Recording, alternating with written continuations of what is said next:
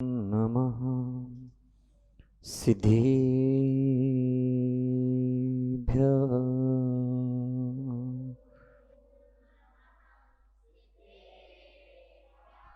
ॐ नमः सिद्धेभ्यः।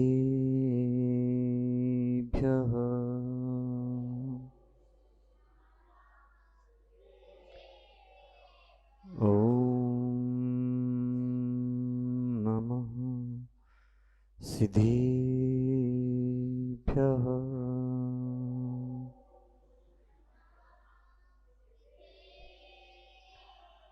परमागमस्य बीजं निषिद्धजात्यन्त सिन्धुर्विधानम्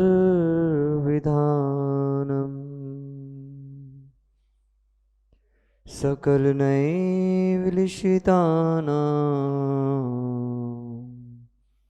विरोधमथनं नमाम्यनीकान्तम्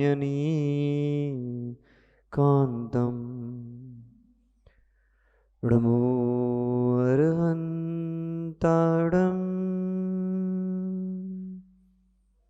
णमो सिद्धाडम् णमो आयेरियाडम् णमो उज्जायाडम् णमो लोये सौवसाहुडम्।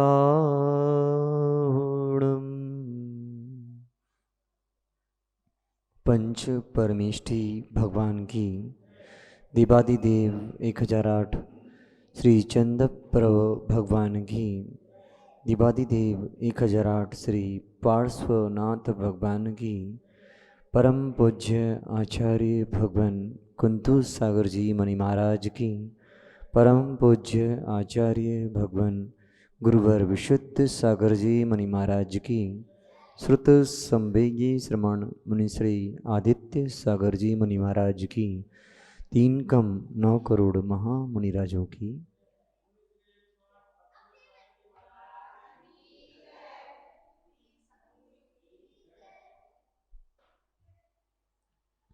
बंधु, आज पुनः हमारे सौभाग्य का उदय हुआ है कि जो हमें तीर्थंकर प्रभु की देशना सुनने का अवसर प्राप्त हुआ।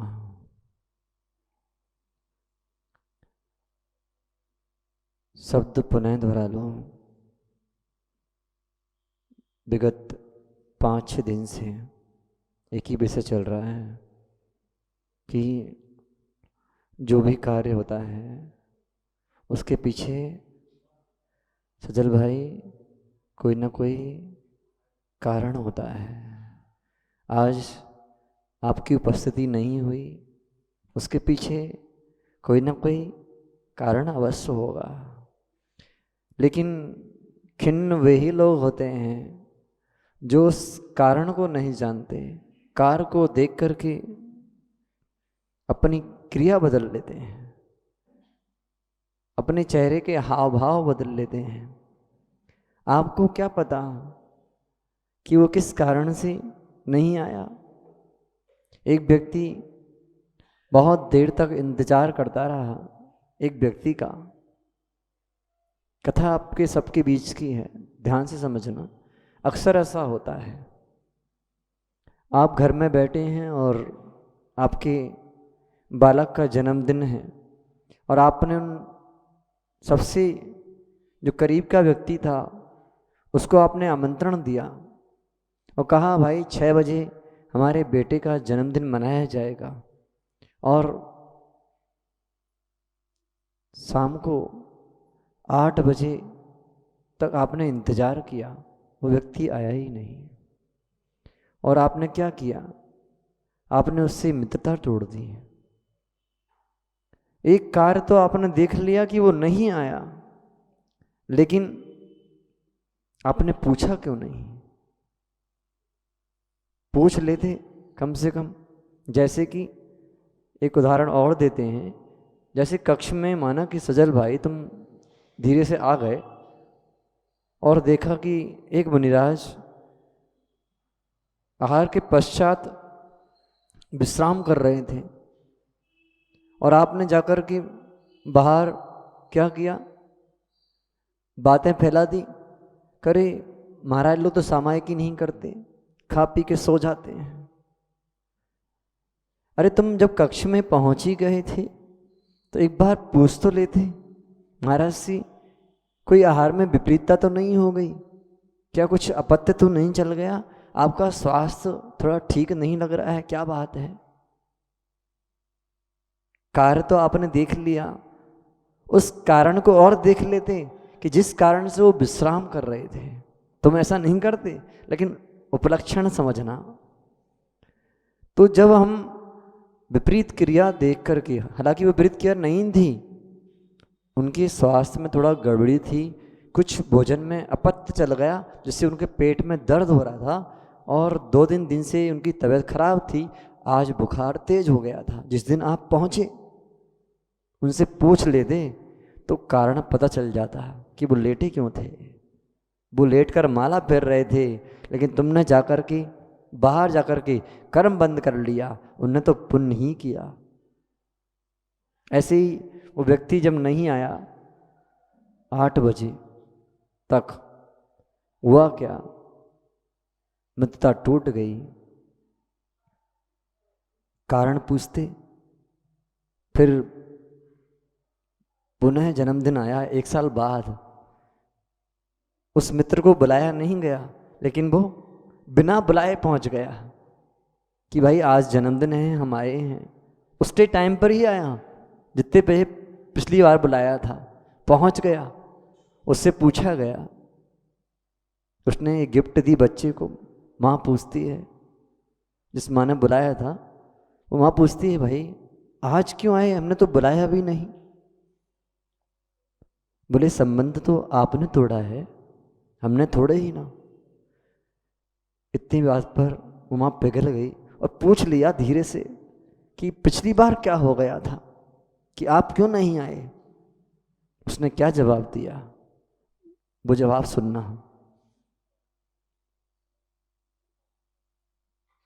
माना कि सजल भाई तुम्हारे घर में शादी हो और तुम्हारे मित्र के यहाँ शादी हो, तो किसके यहाँ जाओगे, बोलो। हाँ, घर में शादी हो और मित्र के यहाँ शादी हो, किसके यहाँ जाओगे। नहीं नहीं, पहले पहले कहाँ जाओगे, टाइम वही है कि। तो ऐसा ही उस मित्र के साथ हुआ कि उसके जो चाचा थे, उसके बेटे का भी बर्थडे था उसी दिन। वो टाइम उनने उसमें रखा था कि भैया इस समय ही आना है। तो पहले अपने घर का नियम होता है कि अपने लोगों को दुष्ट नहीं किया जाता। मित्र तो छोड़कर चले जाएंगे, लेकिन अपने नहीं छोड़कर जाते। तो वो बात जब बताई गई तो क्या हुआ, बिना कारण के जब हम कार्य कर लेते हैं तो कार्य बिगड़ जाते हैं, संबंध बिगड़ जाते हैं। इसलिए जब भी कोई कार्य करो, विपरीत कार्य दिख भी रहा हो तो कारण जरूर खोज लेना। किसी ना किसी कारणवश कुछ ना कुछ तो होता है। जैसे एक उदाहरण और समझना कि माँ आगम में एक बात कही गई है कि एक व्यक्ति को संतान उत्पन्न हुई तो बिना कारण के हो गई क्या, उसके लिए कोई ना कोई कारण चाहिए। यदि स्त्री अकेली हो तो संतान की उत्पत्ति हो सकती क्या, और पुरुष अकेला हो तो संतान की उत्पत्ति हो सकती है क्या। पुरुष और स्त्री दोनों होना चाहिए, और दोनों हो जाएं तब भी जरूरी नहीं है कार्य हो सकता क्या, बोलो। वो भी जरूरी नहीं है। जरूरी क्या है, 2 निमित्त मिल गए हैं, 2 कारण मिल गए हैं, लेकिन उपादान सशक्त नहीं है तो कार्य नहीं होगा। जैसे कि उदाहरण देते हैं एक और इसी बीच में, माना कि उन दोनों व्यक्ति से संतान उत्पत्ति नहीं हो रही थी और वो एक महात्मा जी के पास पहुंचे। उन महात्मा जी ने आशीर्वाद दे दिया, जाओ आपको संतान उत्पत्ति हो जाएगी। और वो उसी दिन से ब्रह्मचर्य का पालन करने लग गए। उन महात्मा की बात कटेगी कि सही हो जाएगी, बोलो। हुआ क्या, 9 महीने बाद फिर पहुंचे उन महात्मा जी के पास। बोले आपने तो कहा था कि संतान की उत्पत्ति हो जाएगी। बोले आपने क्या किया? बोले हम 9 महीने से ब्रह्मचर्य का पालन कर रहे हैं। तो जब उपादान ही सशक्त नहीं होगा तो निमित्त क्या करेगा? इसलिए निमित्त उपादान की दृष्टि कारण और कार्य को यदि संपन्न करना चाहते हो तो कारण आपके सच्चे होना चाहिए, विपरीत नहीं होना चाहिए। अब विषय प्रारंभ करते हैं। जो विषय हमें आज लेना है यहाँ पर कि जीव समता भाव को प्राप्त होने का कारण क्या कहलाता है। लोग समता धारण कर लेते हैं, कैसे कैसे समता धारण करते हैं, उसका यहाँ पर व्याख्यान आज होगा। तो आचार्य भगवान कुंतु सागर जी महाराज भाव त्रय फल प्रदर्शी ग्रंथ में कह रहे हैं, श्राद्धोत्तमादेर भिन्नयम चक्रत्वा यशांत मुद्रा जिन्नदेव साधो विलोकितुस्ये सुना सधर्मा स्यात्कौ समृत्वा समता स्वभावी। जो धर्मात्मा पुरुष उत्तम श्रावकों की विनय कर संतुष्ट होता है अथवा जिनेन्द्र देव और बीतरा गुरु की शांत मुद्रा को देखकर प्रसन्न होता है, वह सज्जन पुरुषों को देखकर प्रसन्न होता है। ऐसा पुरुष मरकर इसी पृथ्वी पर समता रूप व परिणामों को धारण करने वाला होता है। पहला लक्षण, धर्मात्मा पुरुष उत्तम श्रावकों की विनय कर संतुष्ट होता है। एक बात मूलाचार्य जी में लिखी है अस्तिक भाई कि धर्मात्मा पुरुष कौन कौन? धर्मात्मा पुरुष। हम धर्मात्मा हैं कि नहीं? हाँ, आप हो कि नहीं? हम धर्मात्मा हैं, आप विनयवान हो। मूलाचार्य जी में एक विषय लिखा है कि साधु भी श्रावक की विनय करते हैं। करना चाहिए कि नहीं? हाँ, श्रावकों की विनय साधु करें, जबकि उल्टा होता है कि साधु की विनय श्रावक करते हैं। दोनों करते हैं। हम आपको नमोस्तु नहीं करेंगे, आपको श्रीफल आदि नहीं देंगे, आपको तिलक नहीं लगाएंगे, आपको माला नहीं पहनाएंगे, आपकी विनय इस प्रकार की नहीं करेंगे। साधु किस प्रकार विनय करते हैं? मूलाचार्य जी में लिखा है कि जो जीव दिगंबर श्रमण के चरणों में नमस्कार करते हैं उनको हाथ उठा करके आशीर्वाद देना चाहिए। यही उनकी विनय है श्रावकों के लिए। जब कोई श्रावक नमस्कार करता है तो हाथ तुरंत उठ जाते हैं। क्यों? हमारा भी कर्तव्य बनता है हम उनकी विनय करें। तो जब हम विनय करेंगे तो हमारे अंदर समता भाव भी प्रकट होगा। यही कारण है कि समता प्राप्त करनी है, समता धारण करनी है तो आपको विनय करना पड़ेगी। आप भी धर्मात्मा हो। सजल भाई, पीछे बैठे व्यक्ति को जजमेंट तो करो, देखो क्या उत्तर मिला। उन्होंने कहा ठीक हो, ऐसा कहा क्या? नहीं ना, कहा क्या? क्या कहा उन्होंने? जजनेंद्र कहा तो जजनेंद्र प्रति उत्तर मिला। एक श्रावक की दूसरे श्रावक के प्रति ये विनय है। उन्होंने ये तो नहीं सोचा कि छोटा है इसको आशीर्वाद दे दूं, नहीं, यथा योग्य विनय की जाती है। तो जब विनय करोगी तो समता आएगी। एक जगह की बात बता रहे हैं, हम लोग एक नगर में पहुंचे, वहाँ साधुओं का सम्मेलन था। ऐसी घटनाएं भी घट जाती हैं। उस समय भी समता भाव कैसे रखना है वो ध्यान रखना। हम पहुंच गए एक नगर में और जैसे ही पहुँचे वहाँ एक महात्मा जी से उन्हें पिछी उठा करके नमोस्तु किया। और वो क्या करते हैं, बोले ठीक हो, पीछे पीठ पे हाथ रखे। मैंने कहा अब हमारी पिछी इनके लिए नहीं उठेगी। जो दिगंबर साधुओं का सम्मान करना नहीं जानते, उनके पीछे हमारी पिछी का अपमान नहीं होगा। हमने अपमान अपना अब नहीं समझा, हम पिछी का अपमान करना नहीं देख सकते। कोई दिगंबर साधु का अपमान हम देखना पसंद नहीं करते। यदि देखना पसंद करते हैं तो हम अभिनयी कहलाएंगे। आप लोग पसंद करोगे? यदि कोई साधु किसी साधु की निंदा करता है तो क्या सुन पाओगे? सुन पाओगे? यदि आपने सुनी है तो आप अभिनयी हो। क्यों? नमो लोए सब सावड़म का रोज पाठ करते हो, उसमें सब साधु आते कि नहीं?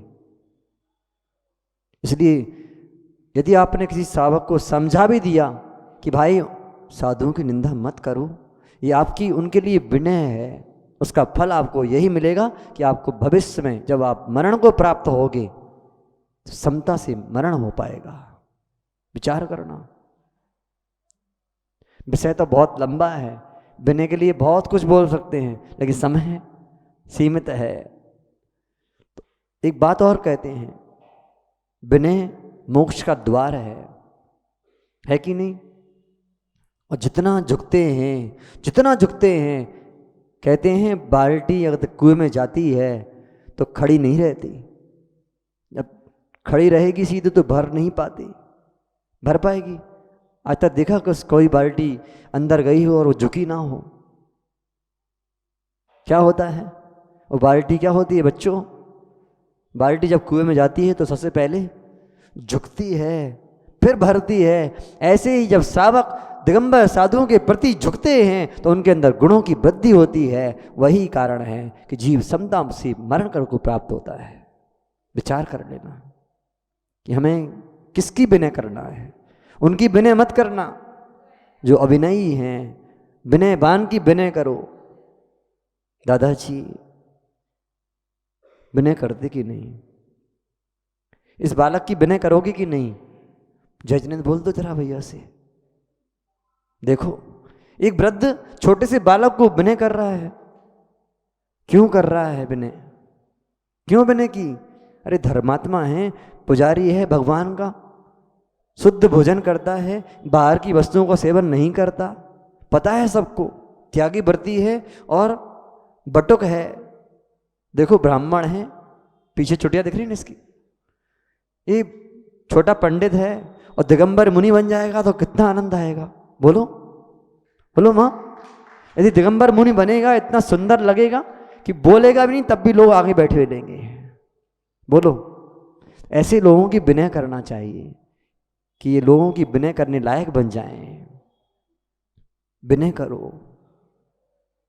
आगे कह रहे जिंदेव और भीतरा गुरु की शांत मुद्रा को देखकर जो प्रसन्न होता है। एक छोटी सी कथा यहाँ पर कहते हैं, एक बार एक राजा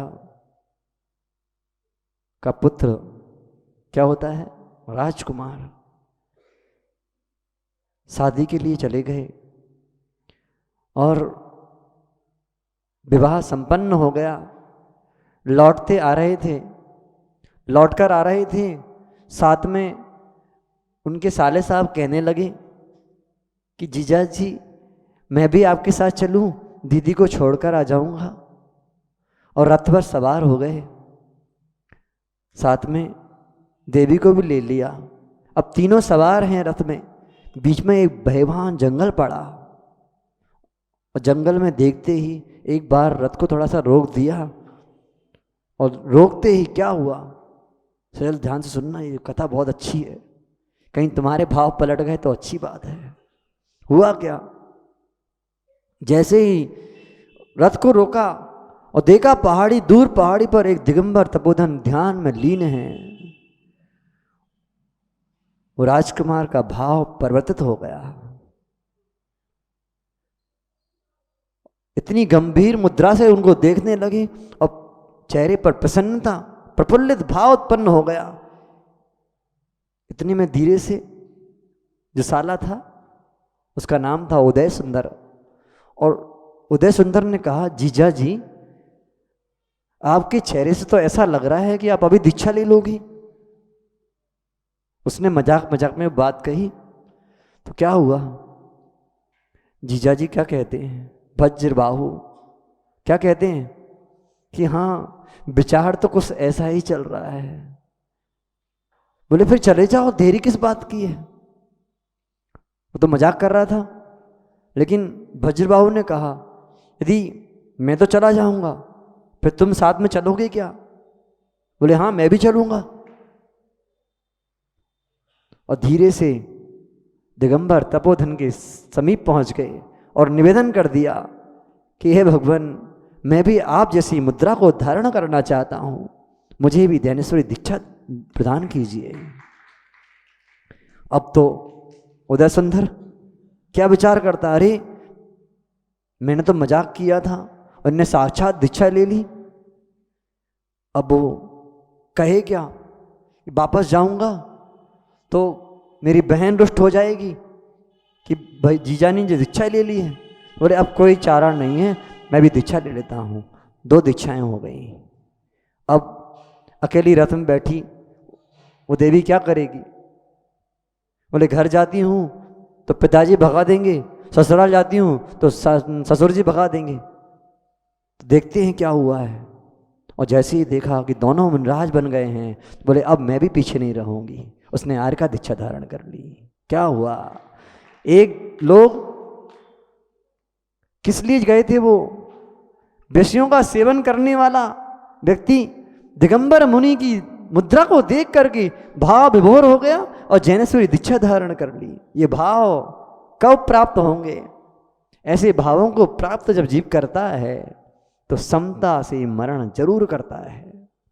इसलिए जब भी मंदिर जाओ वीतराग जिन देव की वंदना करना, वंदना करना, वंदना करना, उनके सामने बंद ना करना।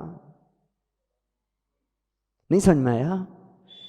जिनेंद्र देव के चरणों में जब भी जाओ आस्तिक भाई, बंद ना करना, बंद ना करना, बंद ना करना, बंद ना करना। वहां वंदना की याद मत करना। किसका नाम वंदना, उनकी याद मत करना, नहीं तो बंद हो जाएगा। बंद ना करना, जिनेंद्र देव की बंद ना करना, जिससे हमेशा के लिए बंद बंद हो जाएगा। आप भी उस प्रकार मरण करोगे जिस प्रकार जिनेंद्र देव ने मरण किया है। अगला लक्षण, सज्जन पुरुषों को देख करके प्रसन्न जो होता है वही जीव समता पूर्वक मरण को प्राप्त होता है। अब होता क्या है, सज्जन पुरुष कौन है, कौन है सज्जन पुरुष। आप लोग सज्जन हो क्या, नहीं हो। ऐसा तो नहीं है कि हम यहाँ पर आकर बैठ गए हैं तो पसंद ही नहीं आ रहे हैं, कि अरे कहाँ से आ गए, आना पड़ता है। कई लोग होते हैं कि चोखा लगाना पड़ता है, अरे अब आए हैं तो हमारे समाज में अच्छी रेपुटेशन है तो चौका लगा लो। ऐसा तो नहीं है। जो लोग ऐसा करते हैं भी सज्जन पुरुषों की श्रेणी में नहीं आते अल्लू भाई। सज्जन पुरुष जो हैं पहले दिन से प्रारंभ कर देते हैं कि कब दिगंबर तपोधन हमारे नगर में आएंगे।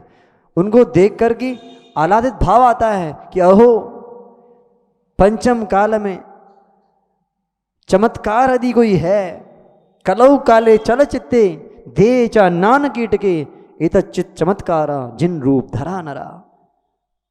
इस पंचम काल में ये देह अन्न का कीड़ा बना हुआ है और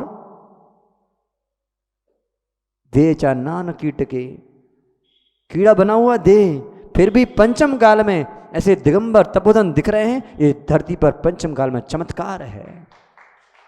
इसका विचार करना कि हमसे एक छोटी सी नमक की डली नहीं छूट रही, और वो एक टाइम भोजन करके जो भी आपके अनुसार होता है अपने अनुसार नहीं करते, उसमें भी प्रसन्न रहते हैं। उनकी प्रसन्न मुद्रा को देखकर हम प्रसन्न हो जाएं तो निश्चित रूप से मानना मरण प्रसन्नता पूर्वक ही होगा।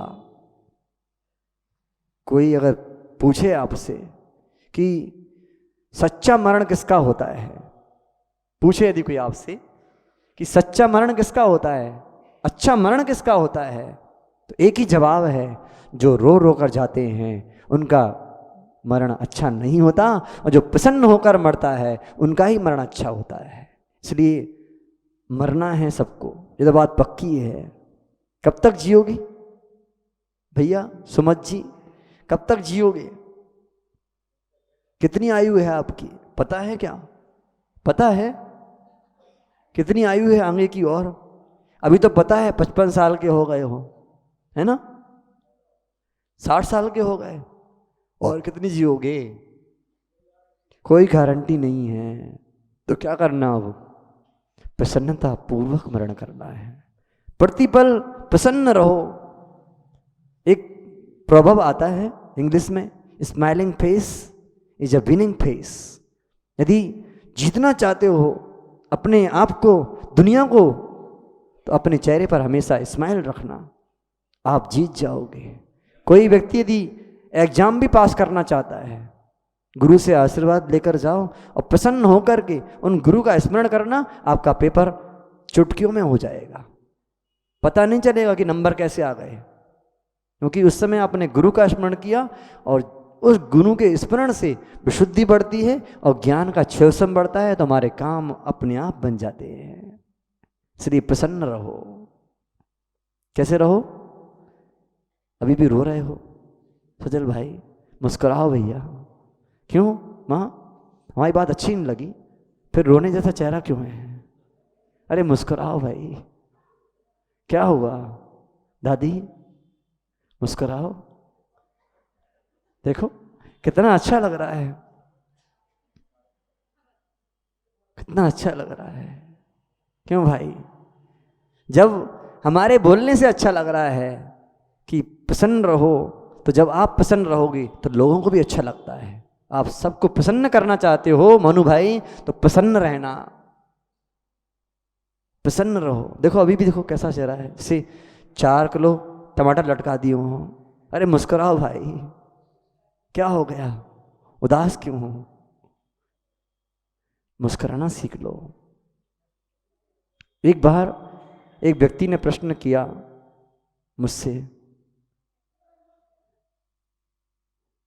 एक व्यक्ति ने प्रश्न किया कि शिष्य और गुरु की मुस्कान में कितना अंतर है। ध्यान से सुनना ये बात आस्तिक भाई, गुरु और शिष्य की मुस्कान में क्या अंतर है? उत्तर क्या मिला? अंदर से आवाज आई, जब गुरु से कोई वस्तु मांगकर शिष्य खुश हो जाता है, जब शिष्य को कुछ आवश्यकता होती है तो गुरु उसको कुछ दे देते हैं, उसकी मांग पूरा कर देते हैं तो खुश हो जाता है। लेकिन गुरु की दृष्टि देखो, गुरु केवल शिष्य को देखकर खुश होते हैं कि मेरा शिष्य खुश है। ये विचार करना है कि आपका बेटा आपसे खुश है तो आप खुश रहना, यदि दुखी है तो आपको दुख मिलेगा। इसलिए अपने घर में ऐसा वातावरण बनाओ कि सभी लोग प्रसन्न रहें, क्योंकि हमको एक ही काम करना है।